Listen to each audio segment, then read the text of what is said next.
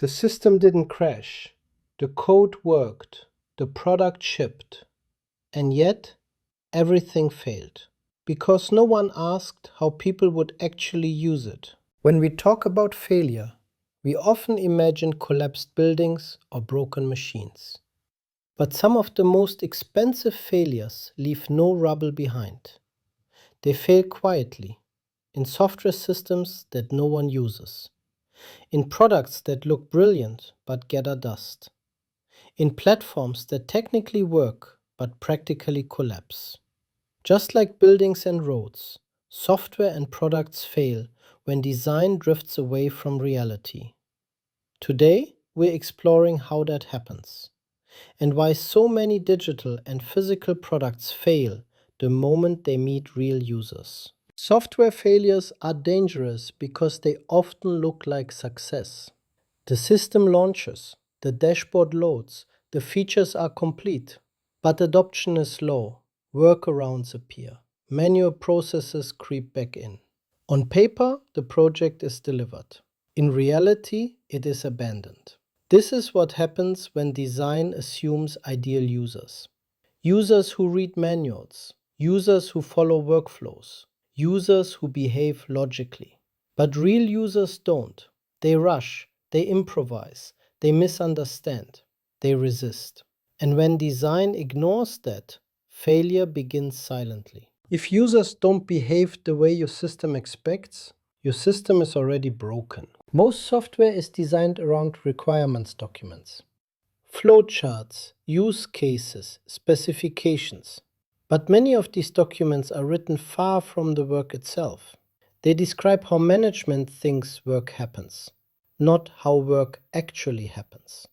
In real offices, people multitask, they skip steps, they share passwords, they invent shortcuts. A system designed for perfect process discipline will clash immediately with reality. This is why so many enterprise systems fail.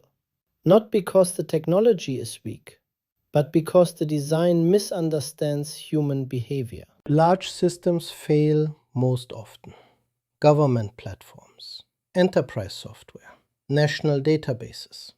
They are designed with assumptions like reliable power, fast internet, highly trained users, stable processes.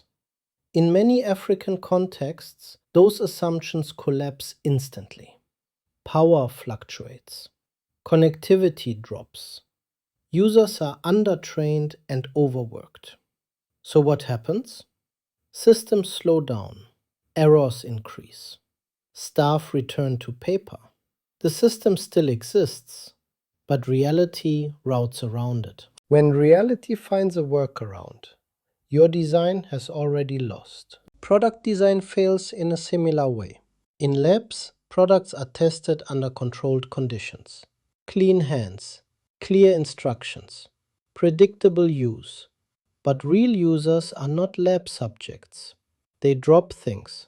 They misuse things. They use products in ways designers never imagined.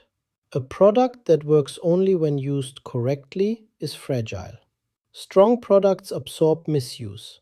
Weak products blame users. Many product and software failures in Africa follow one pattern. They are copied. Copied from Silicon Valley.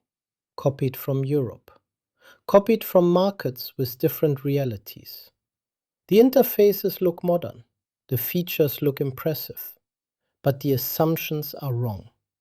Assumptions about income, about trust, about infrastructure, about culture. A solution that works in San Francisco may fail in Nairobi or Lagos.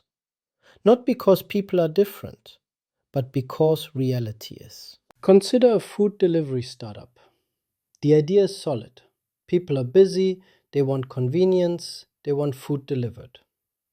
But the reality is different. Informal food is everywhere. Prices are lower. Delivery logistics are chaotic. The app works, the business fails. Not because the idea was bad, but because the design misunderstood everyday behavior. A good idea in the wrong context is still a bad design. Most software and product failures trace back to assumptions. Assumptions about users, assumptions about environment, assumptions about incentives. Designers assume users want efficiency. Often, users want familiarity. Designers assume automation helps. Often, it removes control. Designers assume features create value. Often, simplicity does. Reality punishes assumptions. Unlike a collapsed bridge, software failures don't trigger alarms. They fade. Usage declines. Support tickets rise. Manual work increases. The organization adapts. The failure is normalized. And because nothing visibly breaks, the design is never questioned. This is how bad systems survive for years.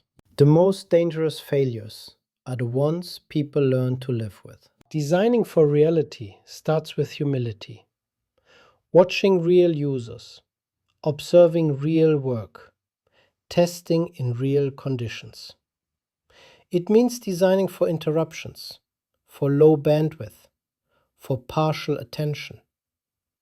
It means accepting that users will misuse your product and designing it to survive anyway.